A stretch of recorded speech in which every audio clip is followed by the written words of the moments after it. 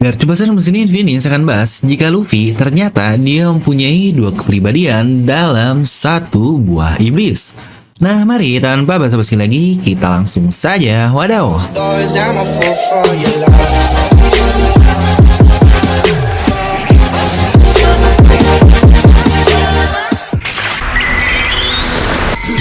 Nah, seperti biasa, sebelum lanjut video ini jangan lupa untuk subscribe dan juga nyalakan bel notifikasinya ya.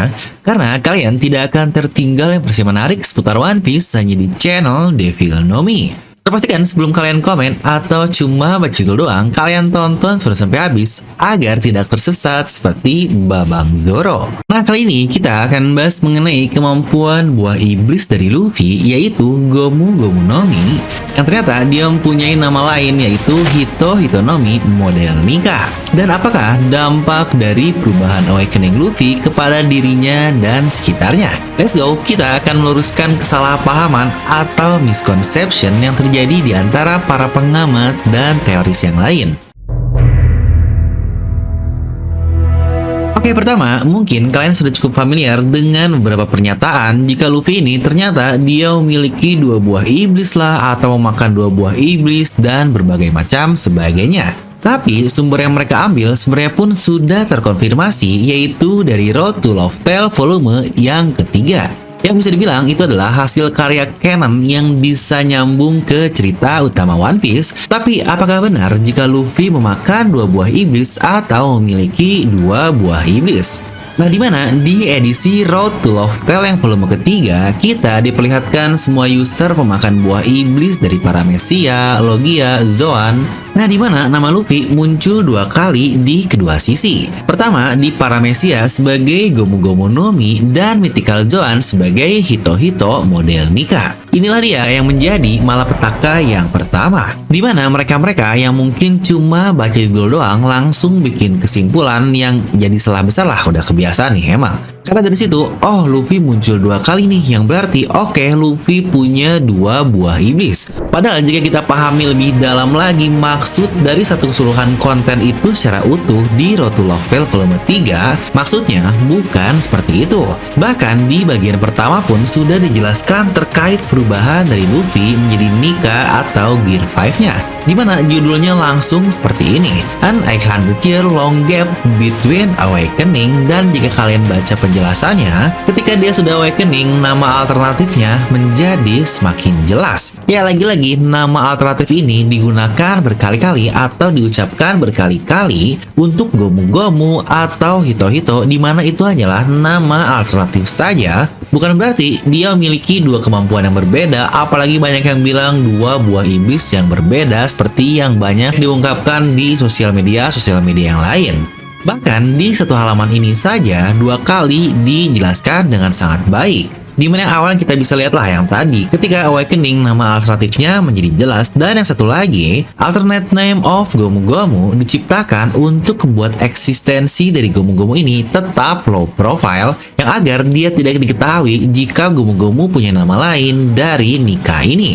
Yang sebenarnya dari manga juga udah jelas banget sih, ketika Gorosei berkata jika Gomu Gomu punya nama lain yaitu Hito Hito Nika dan bukan dua buah iblis yang berbeda. Jadi mungkin buat yang bingung, lah kalau gitu sebenarnya Luffy itu makan buah apa sih sebenarnya? Ya, jawabannya adalah nama keduanya itu benar, tapi kedua nama itu merepresentasikan satu buah iblis saja. Ibarat ada Mr. Nol atau Krokodil, yang keduanya itu mempunyai arti satu orang saja, yaitu Krokodil inilah dengan nama lain Mr. Nol atau yang lain-lainnya. Tapi jika ditanya nama asli buah iblisnya tuh apa sih? Nah, nama aslinya adalah Mythical Zoan Hito Hito no Mi model Nika, seperti yang dikatakan di halaman ini juga. Lalu jika seperti itu, terus Gomu Gomu itu apa dong? Nah, Gomu Gomu adalah nama alternatif yang digunakan selama setidaknya 800 tahun lamanya, karena selama itu buah iblis ini tidak ada satupun yang pernah berhasil mengawakeningkannya. Jadi user yang memakannya hanyalah punya kemampuan dasar di Gomu Gomu atau yang berarti karet saja. Dan tidak ada yang bahkan menjadi seperti Nika, makanya selama 800 tahun namanya tetap diambil nama dasarnya. Lalu mungkin ada yang nanya, loh terus kemampuan karetnya dari mana dong kalau dia makan Hito Hito doang bang?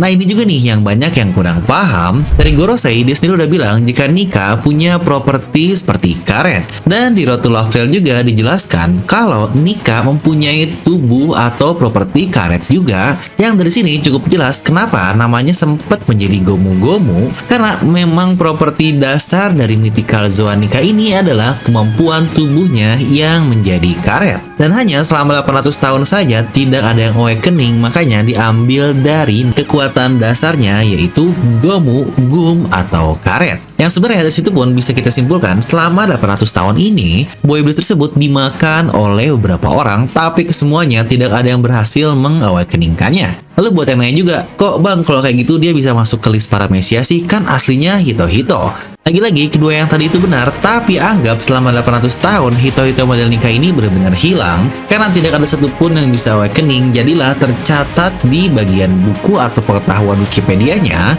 bahwa itu termasuk ke jenis Paramecia dan namanya diambil dari sifat karetnya. Yang 800 tahun itu, wah itu lama banget loh, 1 abad aja udah bisa ngubah kultur atau adat. Ini 8 abad ya, wajar lah jika lebih dikenal sebagai Paramecia. Nah itulah alasan kenapa kalau membuat sebuah storytelling kita perlu tahu latar belakangnya seperti apa. Karena kalau cuma baca judul doang nantinya bakal salah karena tidak tahu sebenarnya isinya itu seperti apa. Nah dari bagian tadi jelas ya kalau Luffy memiliki satu kemampuan buah iblis yang mempunyai nama yang berbeda saja. Tapi di Road to Love Tale volume yang ketiga, kita pun mendapatkan fakta baru yang lain terkait awakening dari Zoan. Berbeda dengan awakening dari Paramecia, awakening Zoan memiliki resiko kepadanya, di mana sifat alami dari binatangnya bisa saja mengonsumsi jiwa dari user yang memakannya. Yang ada sendiri pun menghubungkan hal itu dengan apa yang terjadi di Impel Down, terutama ketika para penjaganya sudah awakening. Ya samalah seperti kata-kata dari Crocodile yang mereka ini dikatakan memang manusia pemakan Zoan yang tubuhnya sudah terkonsumsi jiwanya oleh buah iblisnya. Makanya di Road to Love Tale pun dijelaskan jika personalitinya atau kepribadiannya menjadi lebih tumpul karena sifat alami dari binatangnya lah yang muncul lebih jauh dibandingkan sifat utamanya. Nah tapi sebelum mengerti lebih jauh akan hal itu, kita harus tahu dasarnya dulu seperti apa, dan itu adalah yang dikatakan oleh Gorosei bahwa Zoan memiliki will of their own atau kesadarannya sendiri dari buah tersebut.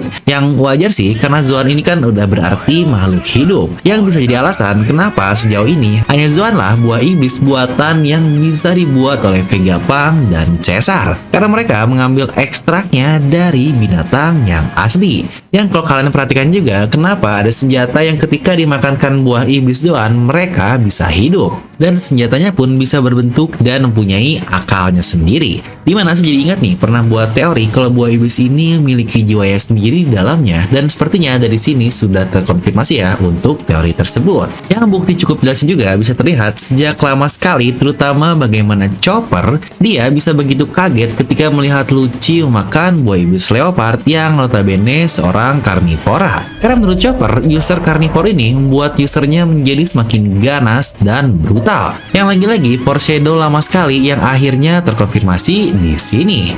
Makanya jika kalian lihat notes Oda tersebut yang awalnya mereferensikan ke Luffy di Gear 5-nya, yang kita juga lihat itu mengindikasikan jika Luffy yang awalnya berubah seperti tertawa-tawa karena dia sendiri terinfluence atau terpengaruh oleh sifat alami dari buah iblis tersebut, yaitu Nika ini sendiri. Yang pas juga kan pada saat itu Nika ini sudah bangkit atau awaken. Yang toh arti dari awaken, awake itu arti dasarnya adalah bangkit kan. Nah itulah yang sebenarnya dimaksud jika kalian mengartikan suatu kalimat atau konteks atau konten tidak dari kulitnya saja, yang awakening adalah sebuah kebangkitan dan Nika sudah bangkit di tubuh Luffy.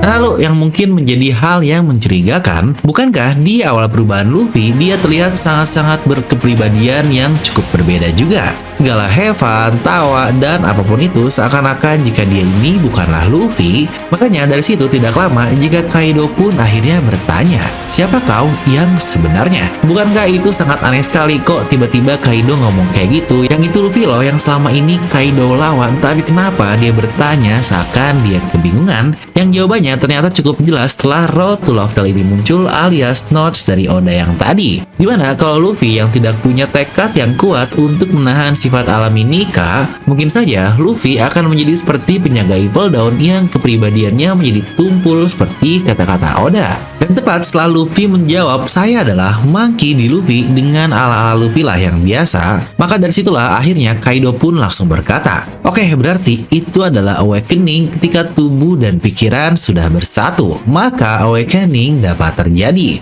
Nah, apa yang terjadi jika hanya satu saja yang mumpuni jika tidak tubuh, yaitu otaknya? Ya, itulah yang sudah kita lihat tadi contohnya di penjaga Impel Down. Makanya setelah itu, bukankah kepribadian Luffy menjadi lebih lagi dibandingkan setelah awal banget dia awakening?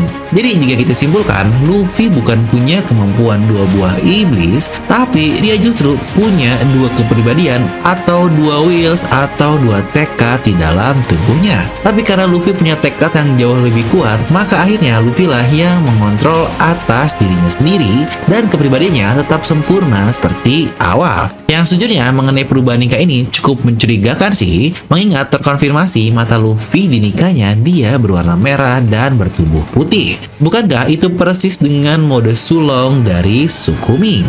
Tubuh menjadi all white dan mata menjadi merah. Yang Jinbei sendiri pun pernah memperjelas jika suku Ming berubah ke mode sulongnya dan dia melihat bulan, tubuh mereka bisa kehilangan kesadarannya. Ya, lagi-lagi bulan yang pas dengan Luffy di tengah bulan Nika dan kehilangan kesadaran karena sifat alami dari dalam dirinya yang keluar. Bukankah itu hal yang sangat nyambung sekali? Apa jangan-jangan Ming adalah ras original dengan mereka yang menciptakan buah iblis, atau Nika dulunya satu ras dengan suku Ming? Nah, kira-kira kalau menurut kalian opsi mana nih yang paling memungkinkan? Sebelum itu, dalam rangka ulang tahun One Piece yang ke-25, kami dari DNA Merchandise akan merilis desain yang menjadi favorit dari Oda, yaitu Luffy di mode Gear 5 akan Nika aka Awakening-nya. Ya benar, dengan desain seperti yang kalian lihat ini dengan tampilan yang eye-catchy banget. Nah yuk mari kita lihat bareng-bareng dulu untuk videonya.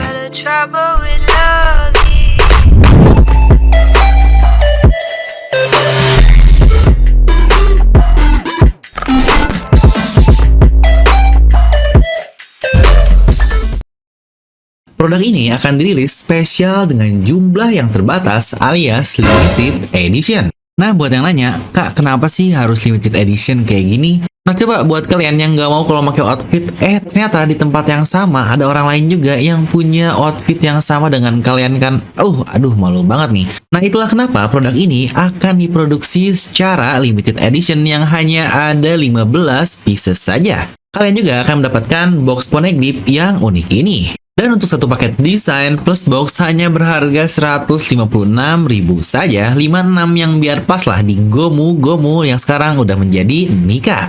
Untuk pemesanan, kalian bisa menggunakan COD, banyak free ongkir juga. Kalian bisa langsung pesan melalui Shopee ya. Ingat, limited edition, siapa yang cepat, dia yang dapat. Dimana ini udah banyak banget nih yang nge-DM dan ngomen di Instagram DNN.merch untuk beli pakaian ini. Jadi kalian jangan sampai kehabisan ya, langsung klik link di deskripsi. Semoga untuk desain ini belum sold out ya.